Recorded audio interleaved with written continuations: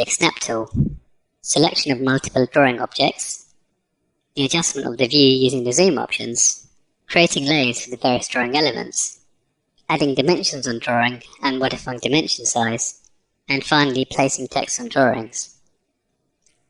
Object Snap is located at the bottom of your screen on the status bar.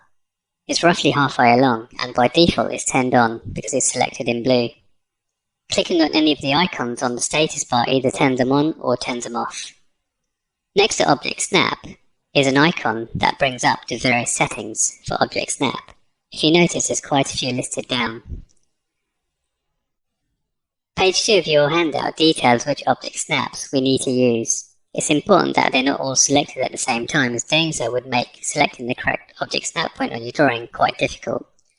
So typically we need endpoint, midpoint, center, geometric center, quadrant, and intersection. They work as follows. Center snaps to the center of an arc, circle, or ellipse. Endpoint snaps to the endpoint or corner of a geometric shape. The midpoint snaps to the midpoint of a geometric shape. The quadrant snaps to the quadrant point of an arc, circle, or ellipse. The tangent snaps to the tangent of an arc, circle, ellipse, polyline, or spline. And intersection snaps to the intersection of a geometric shape. So we're going to move on to exercise 1 on page 2, and we're going to commence by drawing the shape on the left hand side and then adding the lines to it to finish with the shape on the right hand side. So to begin with, we're going to draw the rectangle on that shape.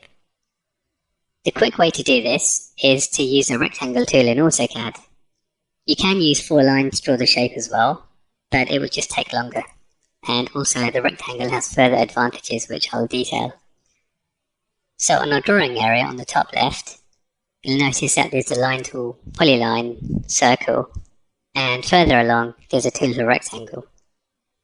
So if I was to select the tool there, and if I look at my command line at the bottom of the screen, which is the text line in white, it says specify the first corner point. So you can click anywhere on your screen to commence drawing the rectangle. And if you look at the command line, it's asking me to specify the other corner point. Our shape is 60 by 50, that's the size of the rectangle. So by using the X and Y coordinates, I can simply enter 60, 50, then press enter, and our rectangle is drawn on the screen. I'll just zoom in to increase the size. We then need to draw the circle at the center of this rectangle. Now, we don't want to just guess what the circle needs to go to the center. We need to accurately select the actual center of the shape. There's 2 methods we can use to do that. If you look at the tips at the top of page 3 of your handout, you'll see that there's 2 methods we can select. Method 1 uses the geometric center to accurately locate the circle at the center of the rectangle. And method 2 uses the midpoints to connect and get the center point. Let's use method 1 first. So we need to draw the circle. We'll select the circle tool on the top left. And because I turned on geometric center with my object snapped down here, I should be able to move to the center of the rectangle, and a small symbol appears to indicate the center of that shape. So I can select that center and begin drawing my circle by entering the radius and pressing enter. That's method 1. The second method involves not using geometric center. For example, if your shape didn't have one, or you'd use some other way to draw your shape, there's another way you can do this. So to simulate that, I'll turn off my geometric center. I'll select the circle tool again. This method involves just hovering over one of the lines at the midpoint, but without clicking on that point, so just leave your mouse over that point. If you move away, it's pre-selected. I'll then go to an adjacent side of the rectangle and hover over another midpoint, and that's pre-selected. Notice I haven't clicked on anything yet. Both of those midpoints are pre-selected. If I then move my mouse to the center of the shape, both of those green lines should cross, and that indicates the center of your rectangle to be in drawing our circle. So there's 2 ways you can do that. So use whichever way works for you best. So once we've got the center, We then need to enter the radius value for this circle rather. The smaller circle has a radius of 20.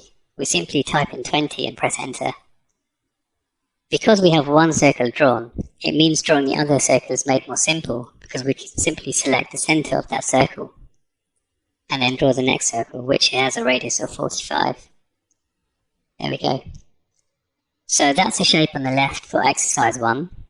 We'll now add lines to that to finish with the shape on the right hand side. So to do that, I can use a Polyline Tool. If you notice, there's no dimensions on that shape, so we just need to use the object snap points and connect the lines together. I'll start at the bottom of the circle at the 6 o'clock position, and if I hover my mouse over the circle at the bottom, you'll see there's a quadrant point. Okay, so you can click on that quadrant point, and going clockwise around the shape, I'll select the end point of this rectangle, the next quadrant point on the circle, the next end point, and continue as such until I've gone around the whole shape. And then press enter or escape to finish. So those are the series of lines on the outside of the rectangle. If you notice, there's another series of lines on the inside of the rectangle, so it's the same process. I'll click on Polyline. I'll go to any of these object snap points. So to the bottom right of the rectangle, to the next quadrant point, and it's a similar process as we did before.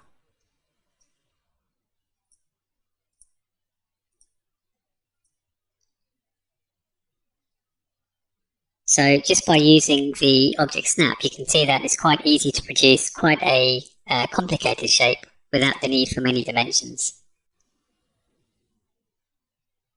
In exercise 2, it's a similar process, except we're using the Ellipse Tool as well. So in this option, in this instance, we'll begin by drawing the rectangle first and work our way inwards. In your AutoCAD notes, there's grey boxes with tips inside of them, and it's important to read those as they indicate or help you understand the best approach to doing a drawing and give you useful information. So please read the tips and understand what it is you're being asked to do. So in this instance, it's saying it's easy to create start the drawing with the square and work your way inwards. So we can use a rectangle as we did previously. Click anywhere on the screen to start, and in this example, the rectangle is 100 by 100, so you can type in 100, comma, 100, and then press enter. Now with the circle tool, we can use the same option we did before and select the geometric center of the shape to draw the circles. There's another way you can use circles, and that's by underneath the actual tool, there's a drop down and there's different options to circle. So if you notice, one of the options is a 2-point. So we can select that option, click at the midpoint at the top of our shape, move the mouse downwards and select the midpoint at the bottom. And we did that using 2-point circle and that without using the center of the shape. You can still do that, it's up to you. Just be aware that there's different options. So we've drawn a circle. The next step is to draw a series of lines. So if you notice, there's a rectangular shape drawn within the larger rectangle. So I'll use Polyline, and going to the object snap points, I'll collect the various object snaps together to draw that rectangle. Next we have another circle, and again you can use 2-point and select the midpoints. So if you notice, I'm just clicking on where this circle is touching on the line there, and where it's touching there on our drawing. You could of course just use center radius, pick up the geometric center of our shape, and connect it to the midpoint. So there's different ways to get the same result. If you notice, there's 2 circles inside the shape. One has a radius of 22, one has a radius of 10. These need to be drawn before you draw the ellipses, otherwise you can't accurately connect the ellipses together. So we'll begin by drawing the circle at the centre, which has a radius of 10. And we'll repeat the process and draw the circle which has a radius of 22. We're finally ready to draw the ellipses. On your shape, the ellipses look like elongated circles.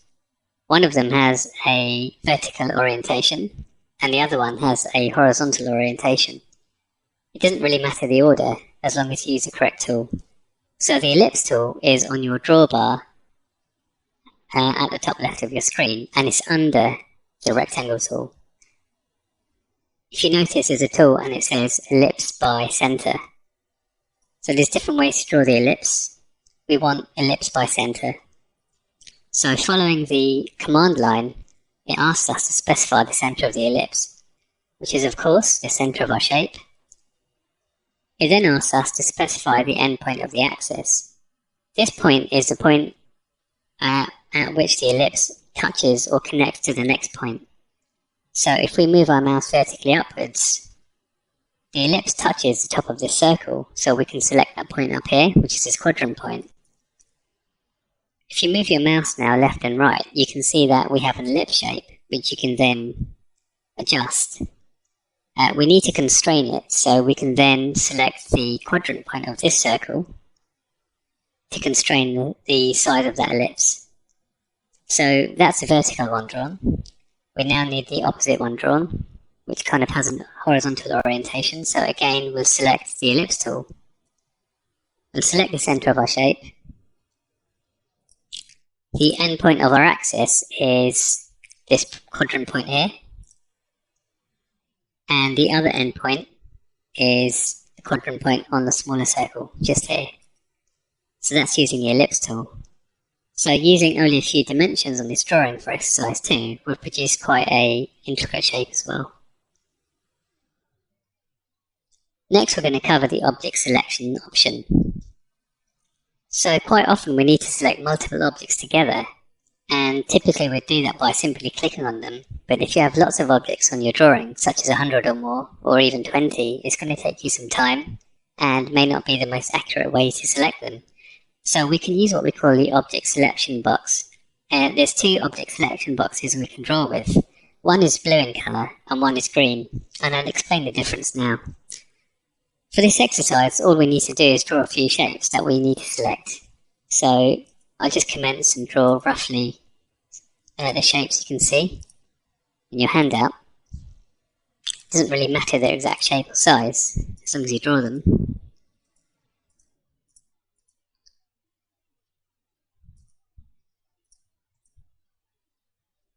Okay, so I'll just explain the difference with the object selection box.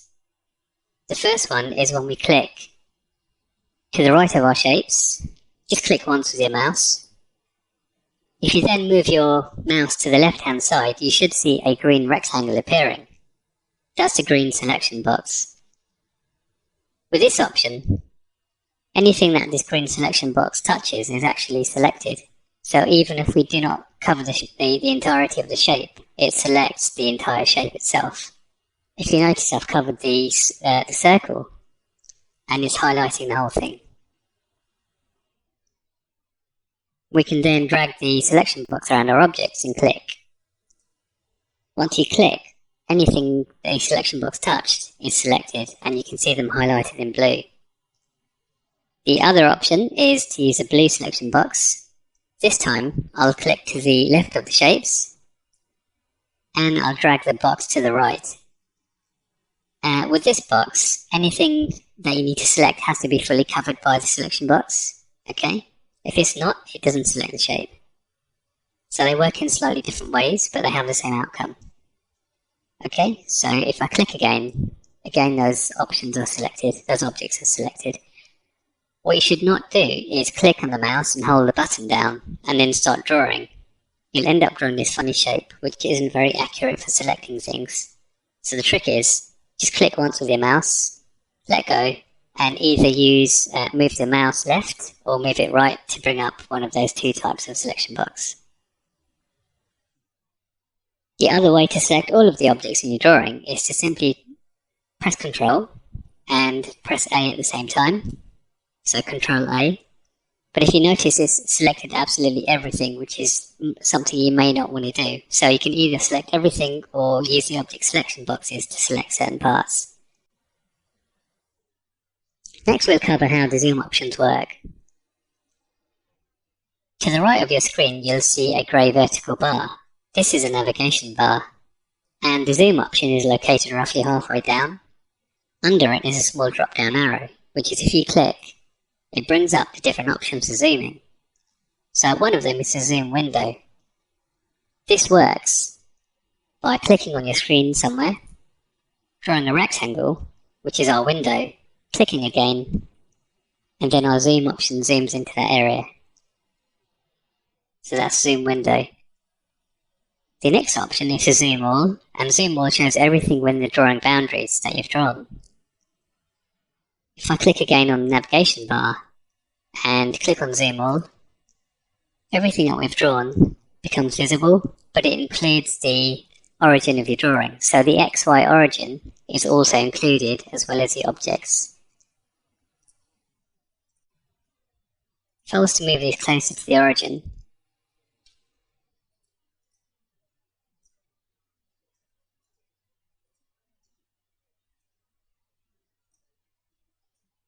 and then zoom all again, you can see that they increase in size because the origin is much closer to the objects that we've drawn. The next option is to zoom real time, and this lets you zoom in or out using the mouse, which is the same as using the mouse wheel. So if I go to zoom dynamic, zoom real time, I can then click on the screen, move the mouse up and down, which is similar to using the scroll wheel on your mouse. Another option is to zoom scale, and it allows you to specify how many times you wish to magnify or reduce the currently displayed size. So if we use zoom scale, I then enter a scale value in my drawing. So if I was to type in 2, the objects would look twice as large.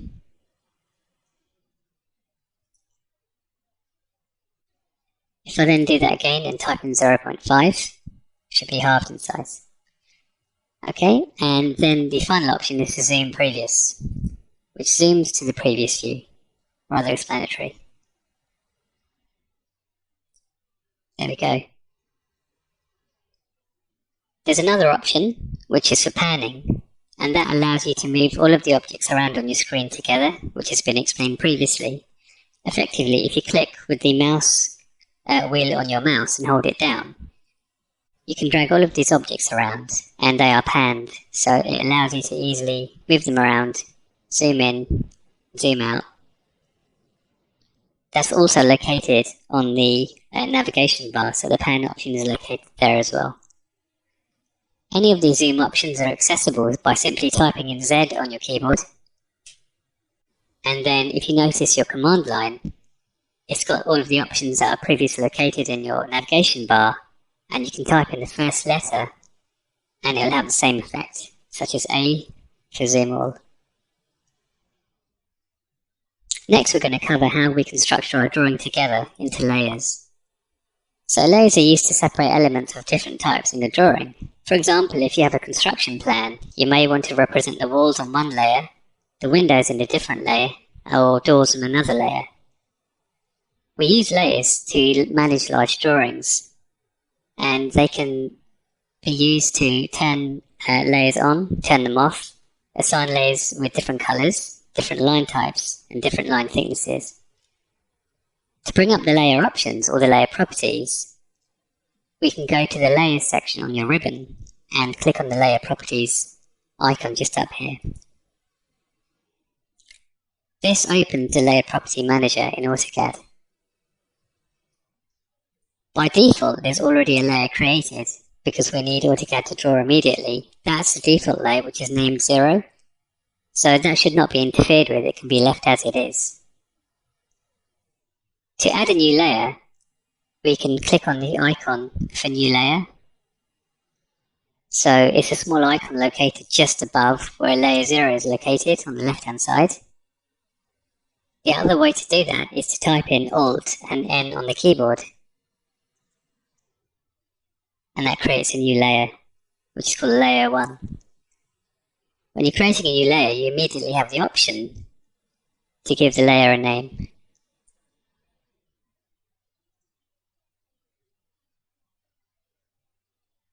There's some important points to learn about layers. The active layer is the one with a green tick indicator next to its name. So as you can see here, the default 0 layer has a green tick there. To change the active layer, you can simply click on any of the other layers in your Layer Properties Manager. First you click on New Layer twice, double click, the green tick moves, and then it's on the new layer. The other way to do that is by using the drop down on the layers on your ribbon. You can use that to drop down and select one of the other layers that you've created. Layers can also be hidden by clicking on the light bulb next to their name. So the properties that we can assign layers are, we can hide them, we can freeze them, or we can lock them. So layers can be locked to prevent them being edited and prevent their name being changed. Layers can also be frozen, clicking on the sun icon next to their name. When frozen, the layer is hidden from display and not regenerated. And layers can also have their colour changed, their line type and their line weight changed as well. So for exercise 3, we're going to start a new drawing and create some layers for that. So we'll create a fresh drawing here.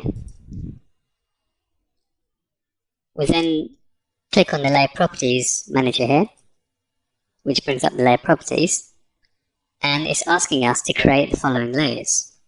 We need border, main, dims, and text. So we'll click on the icon for new layer, and then we'll type in the name border for the first layer, and press enter. We'll repeat the same procedure and create the other layers.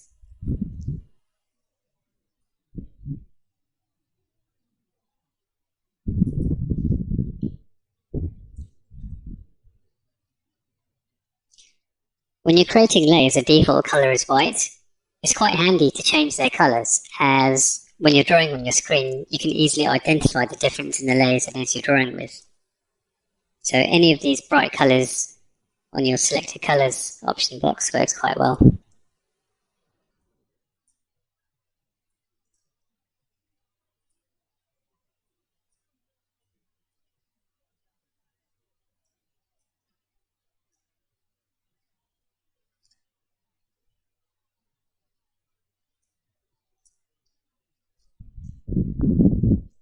If you also notice, it's asking us to set the line weight for the border layer and the main layer to 0.3. So the line weight option is located in this column on your layer properties. So whichever layer you need to change your line weight for, just go down to that layer, click on where it says line weight. By default it's set to 0.15. We can change that for main and we can make that 0.3. And click OK. We then need to repeat the procedure and do that for the main layer as well.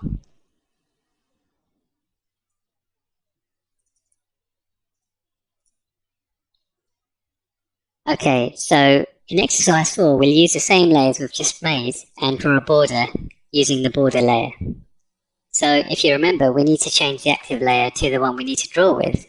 So to make border active, we can simply double click on the name for border in the Layer Property Manager, or use the drop down in the layers area at the top and select border.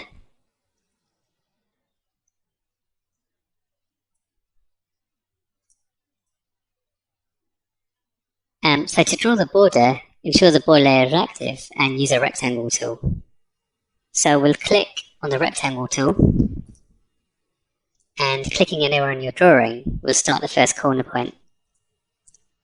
If you notice in exercise 4, the size of our border is 210 in the X and 297 in the Y.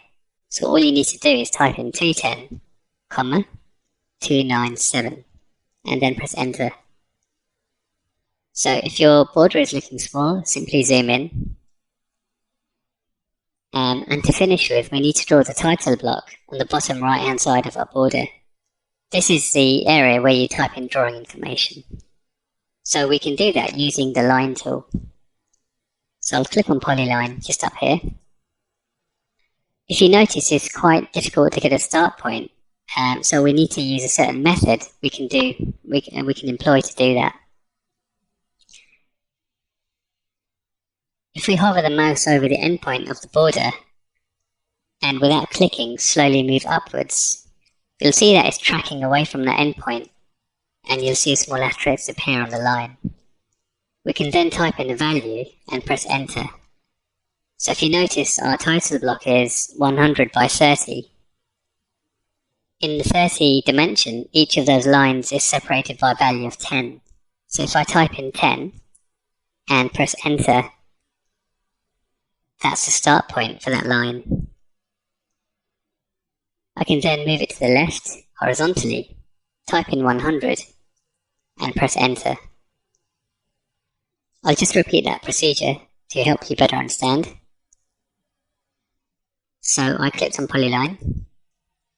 I moved to the endpoint, but without clicking, I slowly just moved the mouse upwards. I typed in 10 and pressed enter. And that's the start point of our line. It's better to do that than to draw a line over itself. I could have drawn a line, gone up, typed in 10. But the problem with that is you've got a line over a line, which isn't really good drawing practice, so we want to avoid that. So I'll continue to complete the title block.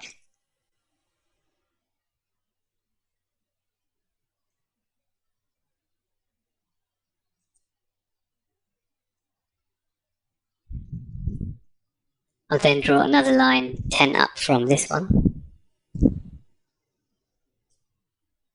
and 100 in length to the left.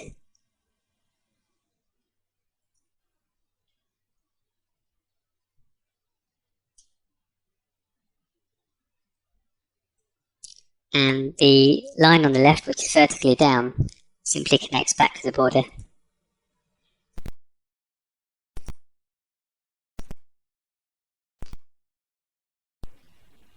In exercise 5, we'll be drawing the shapes you can see inside the border that we've just drawn. So the first thing to do is use the correct layer to do your drawing of the main shape. So using the drop down for the layers, we can select the main layer to do our drawing. I'll begin by drawing the shape at the top in exercise 5, and I'll draw that roughly at the top inside the drawing area of our border. So to start off, I'll use the Polyline Tool, and then I'll click and start the top left corner of that shape. Let's just zoom in a bit. So starting at the top left corner, I'll go along by 20. We then have an angled line going down and to the right, which has an x value of 10, comma, and a y value of minus 10. Horizontally along by 10. Another angled line up and to the right, which is 10 by 10, so 10, comma 10. Again horizontally right by 20. Vertically down by 53. Then we have an angled line which is going left and downwards, so both of the values are minus. So x would be minus 40, y would be minus 7, so it would be minus 40, comma, minus 7. If you then look, we have a vertical line, but we don't know the dimensions, so you need to do a bit of working out. So exercise 5 for the top shape, you'll see that the overall dimension for that should be 12. There's a radius curve which has a value of 5, so if you take that away from the 12, it means we need a vertical line 7 in length. Okay, we then need an arc, so to change the polyline to an arc, if you recall from the first lecture, we type in A on the keyboard and press enter. If you notice, the arc on your screen, in this drawing, in this instance, is facing upwards. We need it to face to the right hand side. So what I'm going to do to change the direction is type in D on the keyboard. Then using the mouse, move it to the right hand side. We have horizontal line and it's in green, so as long as you're there and click, that's changed the direction of the arc. I'll then move it vertically upwards. And to get the end of that arc, I can use coordinates, or I can simply type in the value of 5 and press enter. Then to change the arc back into a line, I type in L and press enter. The next horizontal line has a length of 30, and the final horizontal line has a length of 48. I want to avoid just clicking on this endpoint here. The reason why is because if I made a mistake on my drawing and the lines don't touch each other, or one's going past the other, I've made a mistake along there somewhere. So I'll enter the value 48 and press enter. And then press enter again. Okay, so that drawing is roughly inside the border. It doesn't matter at this stage exactly where, but roughly somewhere near the top is fine. Then you have the shape down below that, which is the head and jam section, as labelled in the exercise 5 drawing. So both of these are sections of a timber frame window and also door frame. So we're going to begin by using the Polyline Tool again. It doesn't really matter where you start on this drawing. In this instance, I will start roughly at the bottom right somewhere of the actual shape. And within our border, I'll draw it further down, somewhere just above the title block sign. The first dimension, so we're going clockwise around, is a horizontal line which has a length of 20. Next we have an angled line, which is up and to the left. So the values are 10 by 10, so because we're going left in the x, it's minus 10, comma, and a positive 10, because the y value is upwards. Another line with a length of 10.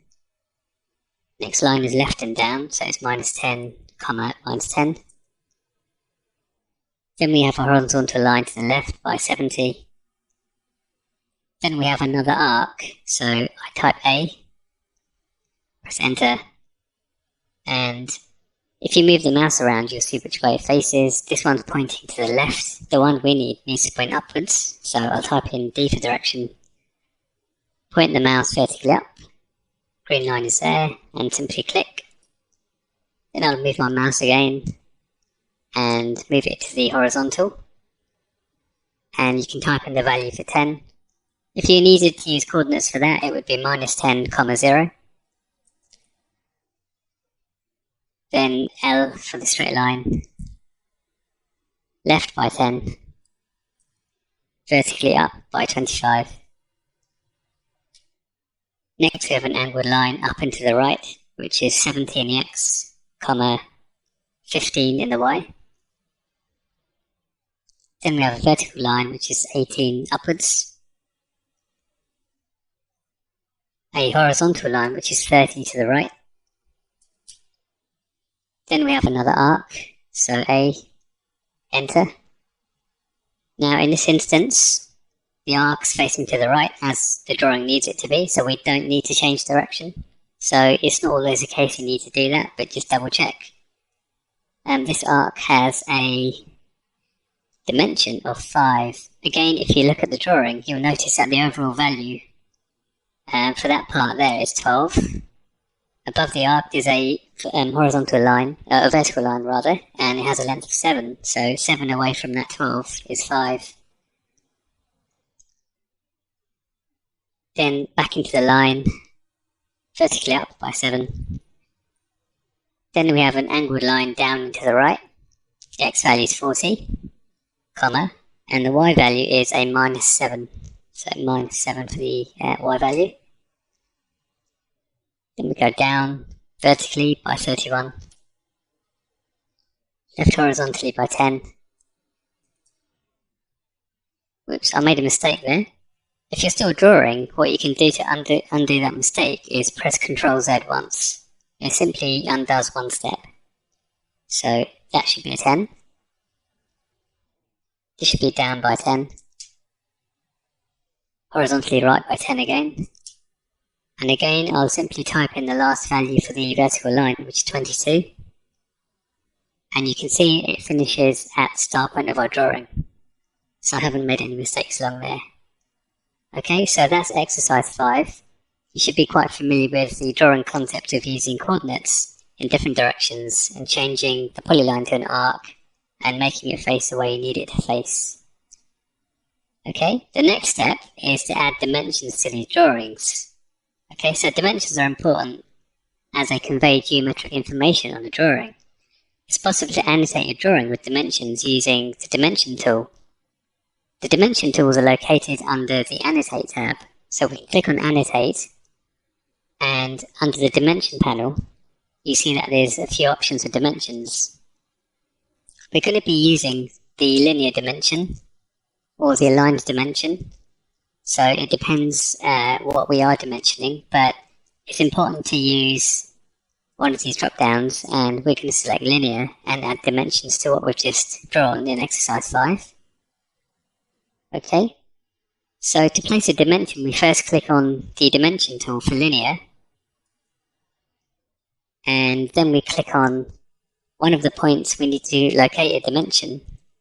So for example, on this shape, I will start on the bottom right hand side, click on linear, click on the first point of the object we wish to measure from, so this point here. Then click on the point on the object we wish to measure to, so this point here. And if you notice the dimension appears, we then move the mouse pointer away from the shape, so we're not placing a dimension inside of the object, we need to place it slightly outside. Where you need to place it is up to you, it shouldn't be too far away. It shouldn't be over the shape, so a little bit down of that. And if we click again, it actually places a dimension on the screen. Okay? So if you notice, I didn't use a dimension layer when I was adding that dimension. If I click on the Home tab, you can see that that's still in the main layer. So for the next dimension, just make sure you use the dimension layer. And again, annotate, click on linear, and simply go around the shape by clicking on the points. See, if I move the mouse vertically down, the dimension is horizontal. If I move it left or right, the dimension is vertical. So that's using the linear dimension style. When you're placing dimensions next to each other, you can snap them together so they're not askew, they're all lining up. Okay? If you've placed a dimension, or in fact if you've drawn any object on your screen and it's not in the right layer, there's an easy way to change its layer. So I don't need to delete that dimension 20. I can click on that. It's highlighted, and using the drop down, I can select the dims layer for dimensions and change the layer it's on. Okay, so it's quite handy to do that rather than deleting things. The dimension size is relative to what you're drawing. So if this object was a lot larger, the dimensions would stay the same size. So quite often we need to use the dimension scale to either increase or decrease their size. Dimension scale works prior to actually placing the dimensions on the drawing, okay? So an easy way to use a dim scale is simply to type in dim scale on your keyboard. If I type in dim scale and press enter, the default value is, or the default size is 1. If I wanted those dimensions to be twice the size, I would type in 2 and press enter. If you notice it doesn't actually change their size, it works in the next time you place a dimension down. So at this time, if I place another dimension, and again if I do the same 20 length, you'll notice that the dimensions double in size. It's not just the dimension, it's also the arrow head size as well. Okay? So if you're doing a very large drawing and the dimensions look very small, just be aware that you may need to modify the dimension size using dim scale. If I wanted to halve this size, I will type in dim scale again, and this time do 0.5. Place another dimension down, and it's half the size of the original. Finally, I'll cover how to add text to drawings. This is on page 9, part 2.7. So if you notice on our drawing there's some labels, and we place that down using the text tool. So again, we're on the Annotate tab. Before I do anything, I'm actually going to change the layer to be the text layer. But it's good practice to change it first. On the Annotate tab, there's an option on the left-hand side for text, so we're going to use single line text. So click on the drop-down, select single line, and we can begin placing our text. So if you look at the command line, it says specify the start point of the text. So let's just add some text around this drawing. I'll click roughly here on the screen. If you read your command line again, it asks you to specify the text height. The default is 2.5. If you're happy with that, simply press enter. The next option asks you to specify rotation angle. By default, it's 0, which means the text is horizontal, going from left to right. If you're happy with that, simply press enter. If you wish to use a different angle, type in the angle and press enter, or use your mouse. Point in the direction your text wishes to go in, such as vertical, and click. In this instance, I'll just press enter for 0 angle. And then your cursor should appear on your screen, and you can start typing in your text.